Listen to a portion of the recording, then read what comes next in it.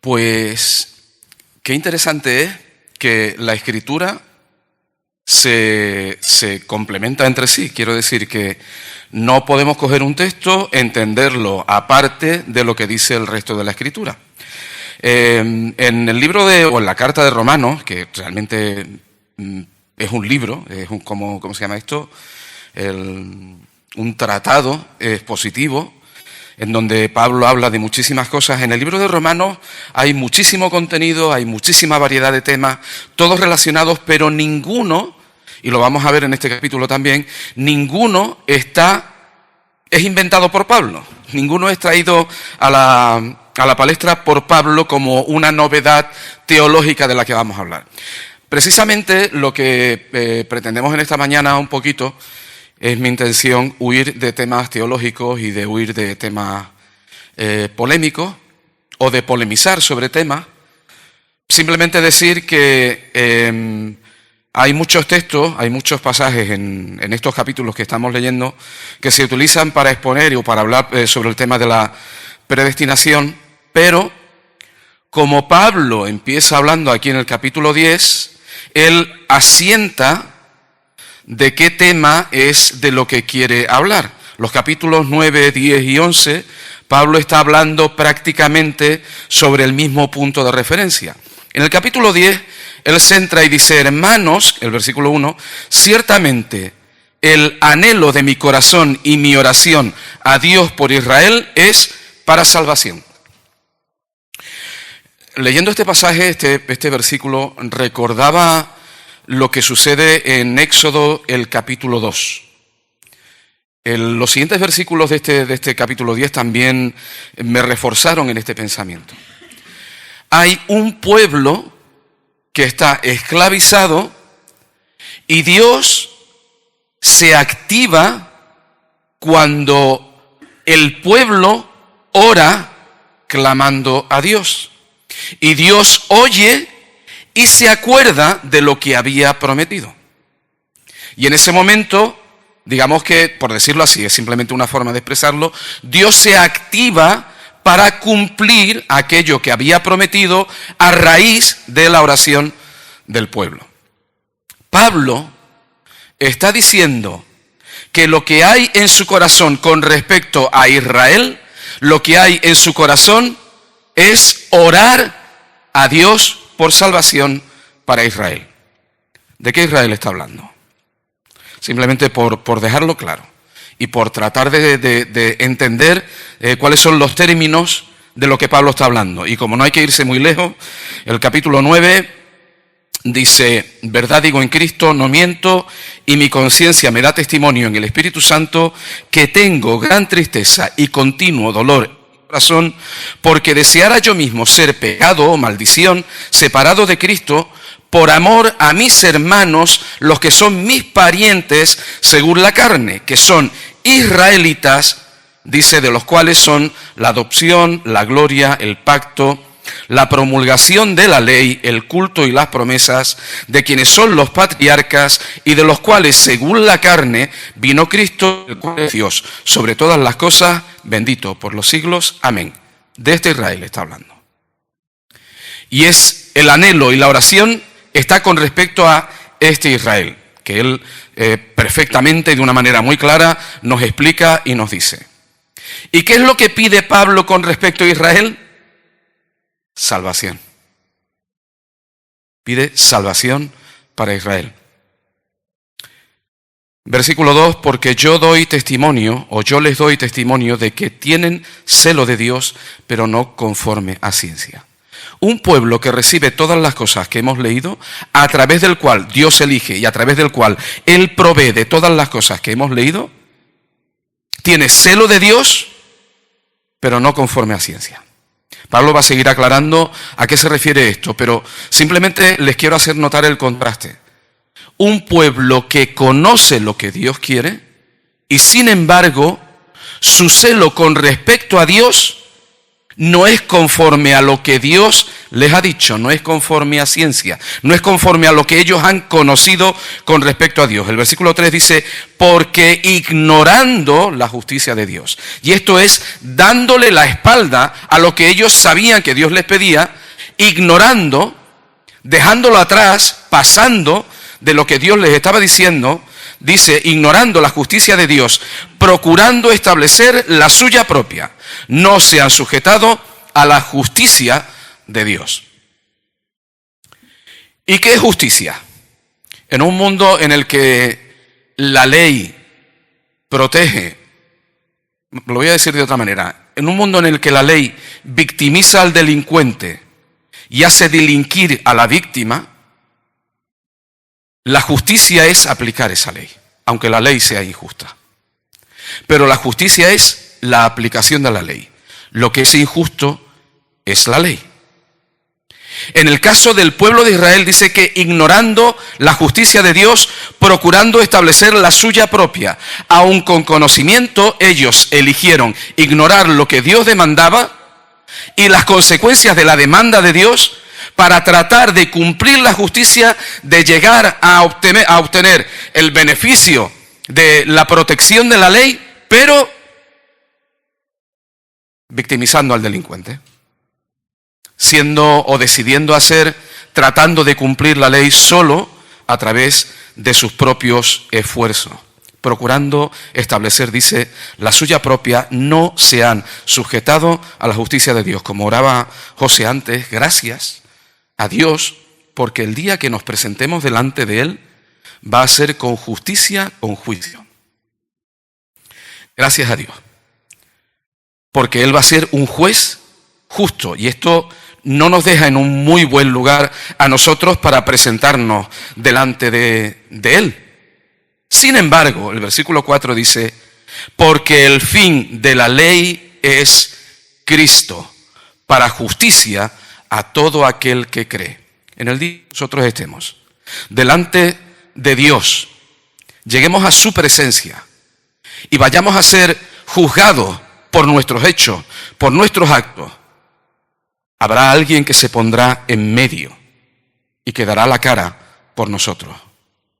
Hemos estado viendo y lo seguimos viendo en Levítico, en el anterior, en Éxodo, en Génesis, que son los libros de la ley de Moisés que hemos estado viendo hasta ahora. Hemos visto cómo todo apunta hacia Cristo. El objetivo, no el final de la ley, no es que la ley se acabe con Cristo. El objetivo de la ley, donde la ley proyecta su sombra, es hacia Cristo. Es hacia el ungido de Dios, hacia la persona de Jesús. Y la ley señala, enfoca y lo hace reflejar de una manera que se ve allí a lo lejos, se puede ver la figura de Cristo. Dice, para justicia a todo aquel que cree. Dice el versículo 5, porque de la justicia que es por la ley, Moisés escribe así, el hombre que haga estas cosas vivirá por ellas. Pero permítanme que nos vayamos un momentito, aunque sea de una manera muy rápida, a Levítico capítulo 18, versículo 5, por leerlo y porque sea algo que se vea en la literalidad y no por mi memoria y que de lo que podamos dudar. Dice, por tanto, el Levítico 18, versículo 5, por tanto, guardaréis mis estatutos y mis ordenanzas, los cuales, haciendo el hombre, vivirá en ellos. Hemos leído en Romanos, por ellos, dice Levítico 18, versículo 5, en ellos. Un momentito que me voy, que busque la siguiente referencia, que es Nehemías 9:29. Nehemías 9:29. Y si alguien me hace el favor y es tan amable de buscar Proverbios 6:23 y Proverbios 13:9, y lo puede leer después, y me hace un favor. Nehemías 9:29 dice, les amonestaste a que se volviesen a tu ley, mas ellos se llenaron de soberbia y no oyeron tus mandamientos, sino que pecaron contra tus juicios, los cuales, si el hombre hiciere en ellos, vivirá. Se rebelaron endurecieron su cerviz y no escucharon. Si el hombre anduviere en ellos, vivirá. ¿Alguien me ha buscado Proverbios 6:23? Si lo tienen, Juan, adelante.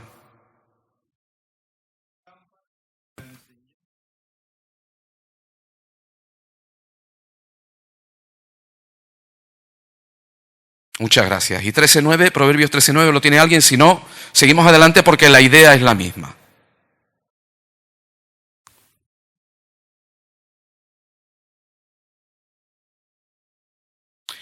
La ley nos ilumina el camino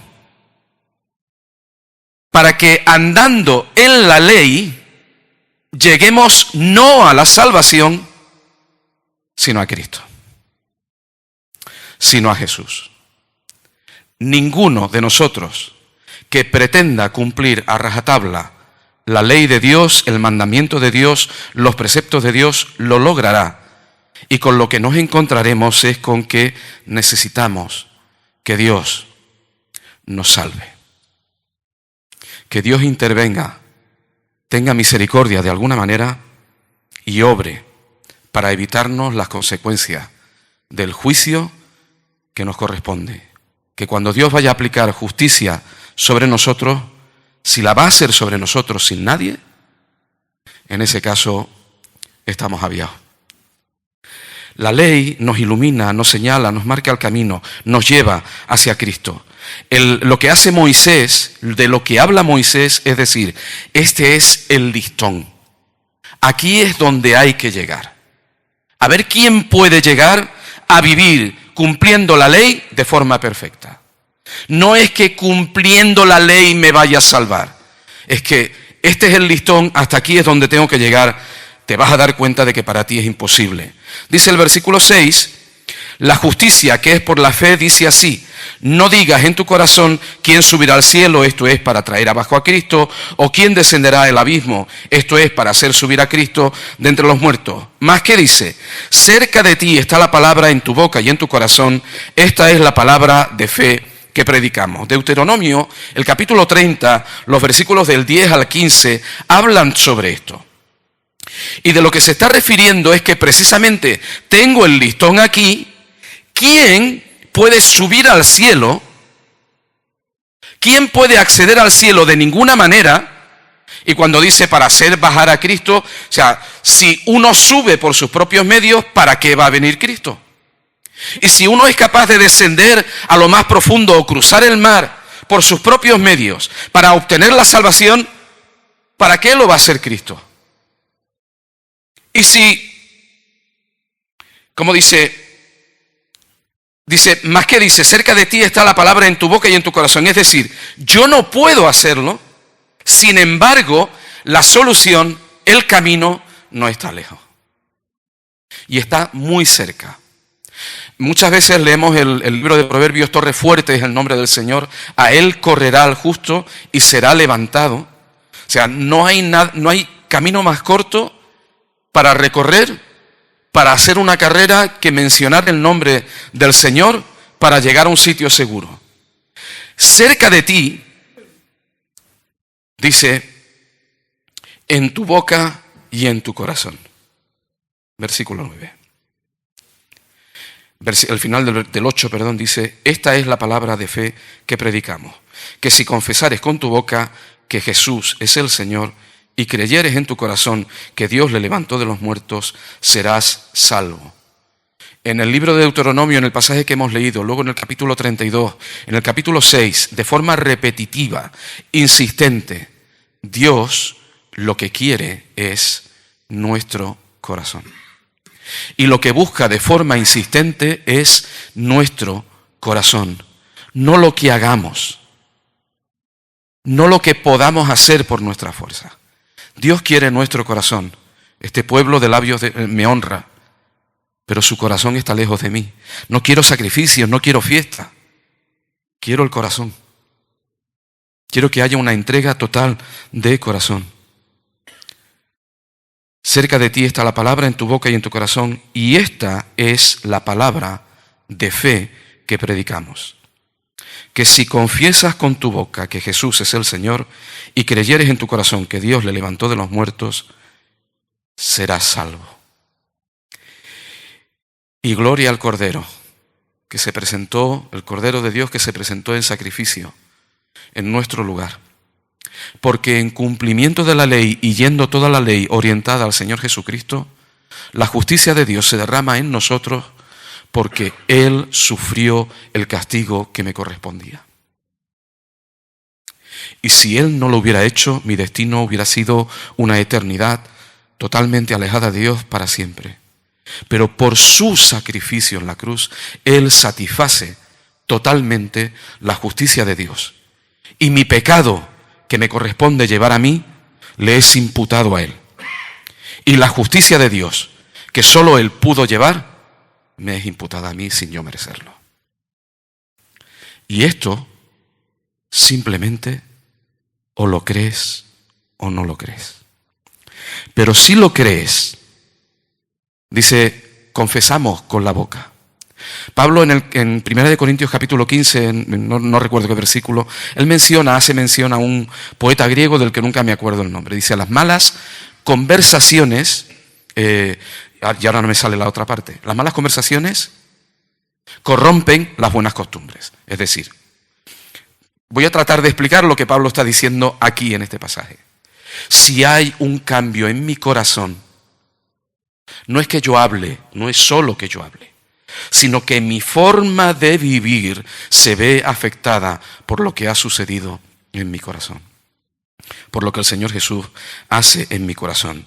Versículo 10, con el corazón se cree para justicia, con la boca se confiesa, con la vida se vive para salvación.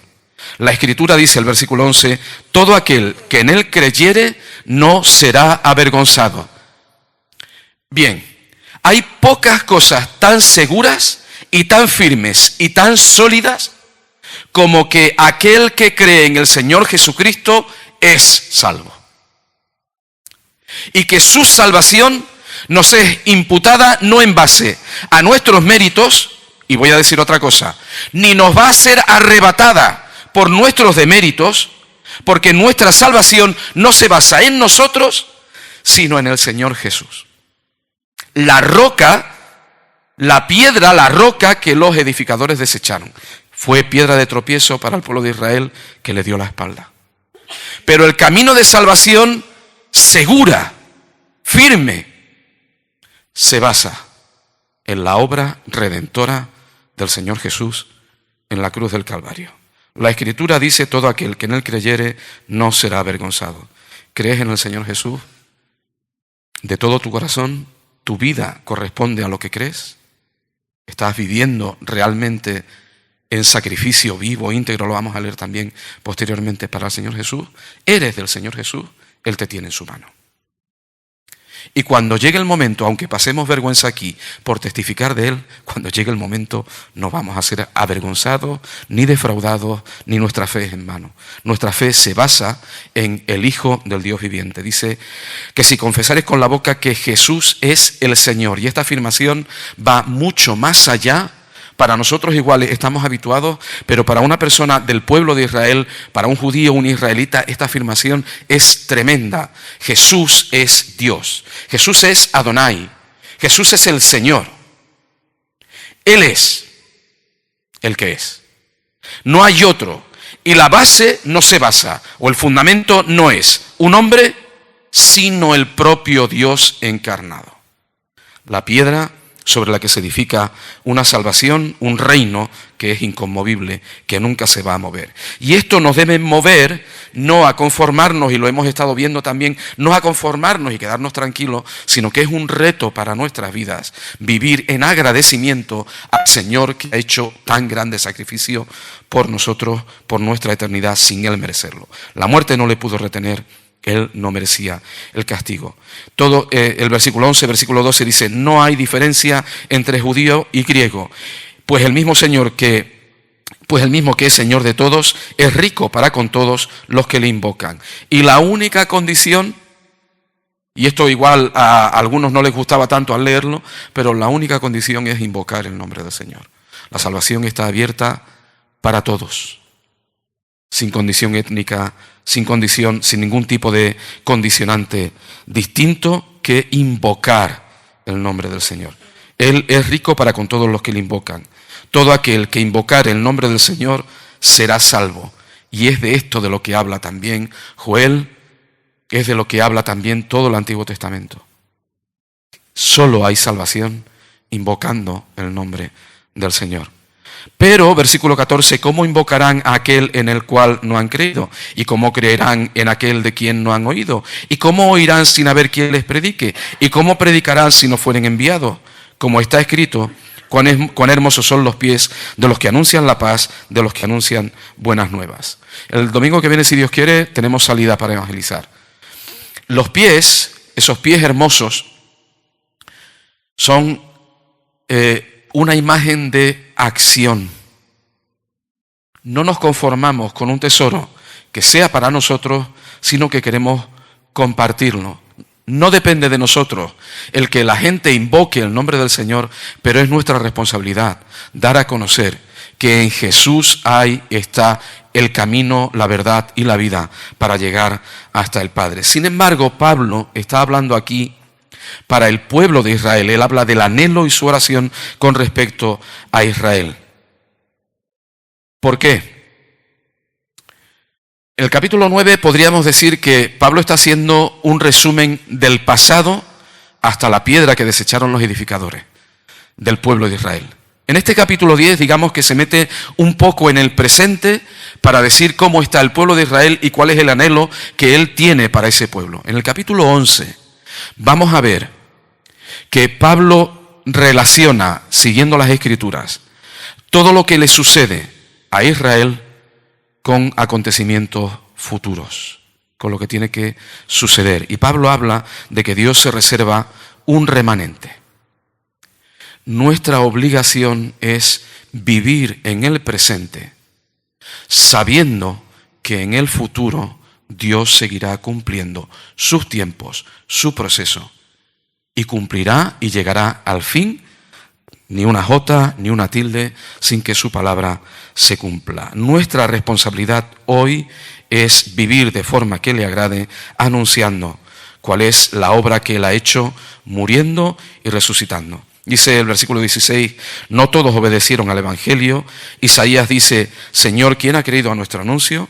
Así que la fe es por el oír y el oír por la palabra de Dios. Es la palabra, la predicación de la palabra de Dios, de toda la Escritura, la que hace que podamos oír y a través de escuchar esa palabra llegar a la fe. Y la fe no es que yo crea. La fe no es mi disposición para creer. La fe es Jesús.